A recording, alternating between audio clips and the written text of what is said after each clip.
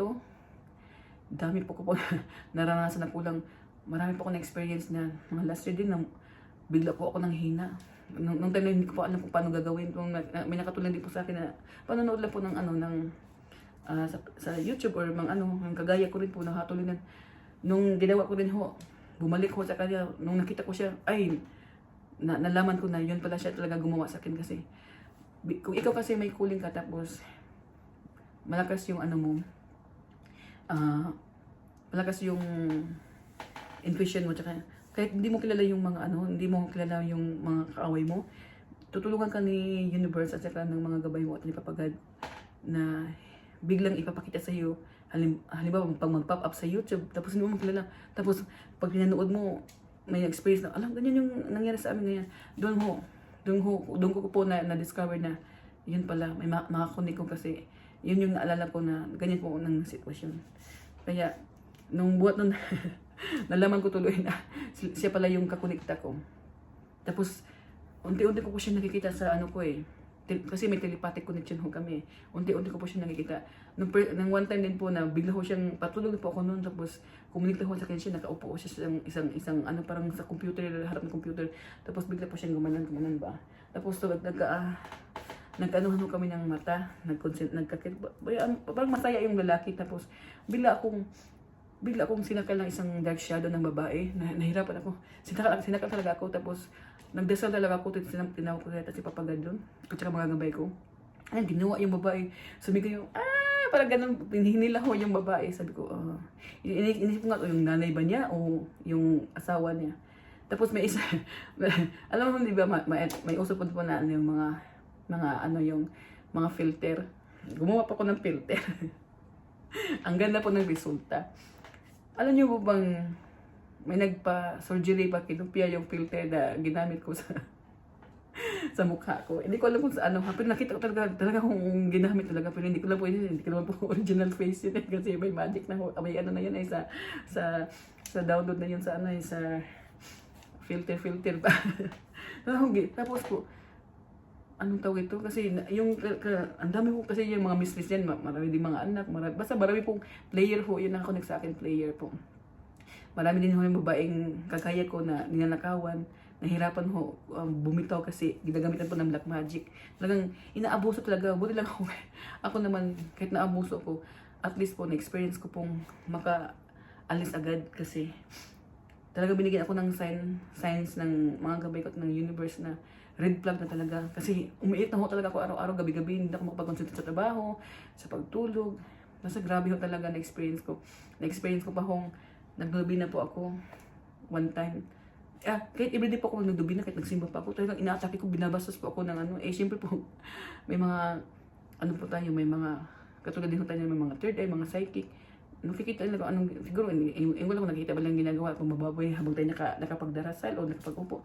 Pero inaabuso talaga ako po. Tapos, kasi po yung isipan ko, nagsusita talaga ako na, umalis ka dyan, naririnig ko tayo ng mga kagayon natin na yung mga psychic power po. Tapos basta bastos ho talaga ng aabuso, walang mga respeto. Kahit sinisita na yun ng mga gabay ko, makapal talaga mukha niyan.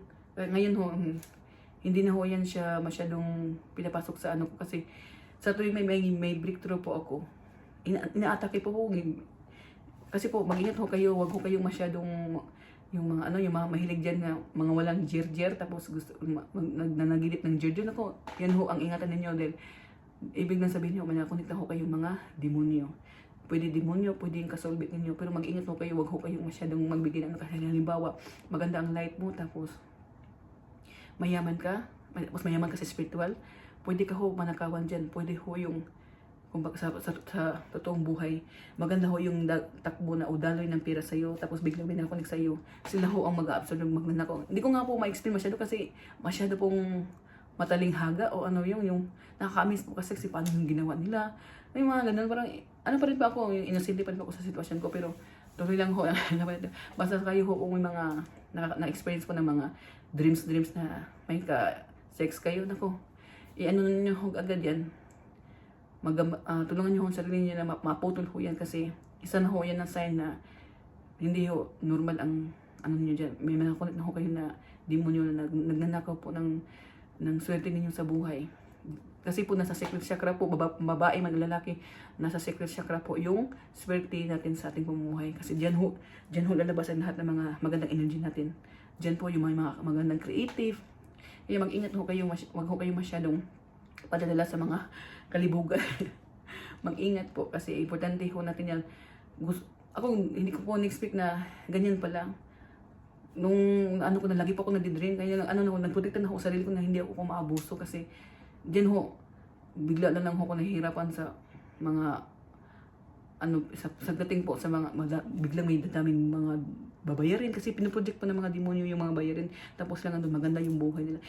Masyado pong mataling haga, hindi ko po alam kung paano nangyari yung mga ganyan sitwasyon. Talaga masyadong milagroso po mga ganyan sitwasyon. Kaya kayo dyan, huwag kayo masyadong mag-ambisyon na kasi kahit lang normal na picture lang na halimbawa yung lalaki may nagustuhan ho siya na nakanood lang na babae artista, ginaganon ha, pwede ho niya maano yun, pero nakatingin ho sa atin ng Diyos, linilista ho yan. Kung nag-enjoy po ho yung iba sa ngayon lang ho yan, pero may parusa ho yan. Kaya wag niyo ho gamitin sa kasamaan yung kung may spiritual calling ho kayo, gamitin niyo ho yan sa kabutihan. At wag niyo hong abusuhin kung meron kaping kapangyarihan na binigay sa Diyos. O kahit normal na tao kayo, wag niyo pong wag hong ganyan hong thinking ninyo kasi hindi maganda. Kasi di ba pag talaga ho, may parusa ho talaga sa mga ganyang sitwasyon. Kaya please lang ho, advice ko lang, maging kayo, maging wag ho kayo masyadong makasarili sa pagdating sa ganyan. Yung katawan natin, babae at lalaki, sagado ho tayo. Sa mga maraming experience ng mga ganyan, maraming hindi makontento sa karelasyon, nako, mag-ingat ho kayo kasi, at maniwala ho kayo sa karma, maniwala ho kayo. Kaya sa mga babae dyan nahihirapan dahil sa karelasyon nila na nag-cheat sa kanila, patawarin nyo lang ho, mag-move forward ho kayo, mahalin nyo ho ang sarili ninyo. Yan ho ang importante. At lagi nyo pong number 1 si Papa God sa pagdarasal para magabayan ho kayo palagi at hindi kung ganun po kahirap ang sitwasyon natin, kung anong po kagabigat sa puso natin. Basta maniwala lang po kay Papa God, yung pananampalataya niyan, lagi niyo po ituon kay Papa God. Maging magaan din yan. Kasi marami din ako na-experience na ganyan po. Hindi, mga na-experience ko po ngayon. Kahit sa normal na tao lang, nililis ko ho yan. Magaan na po ngayon ang ko pakiramdam. Yun lang ho talaga. Tsaka magdasal ho palagi kasi number 1 ho yung makakatulog sa atin. O mga ka-friendsy, sa mga manonood dyan, naka-appreciate sa ko, naway magustuhan niyo pa rin po yung itong story ko. Mag-continue po tayo sa next time, pero ngayon po ito lang sa una ha. Mag-ingat po kayo. Salamat po. May God bless us all and take care everyone. Bye-bye po. Salamat.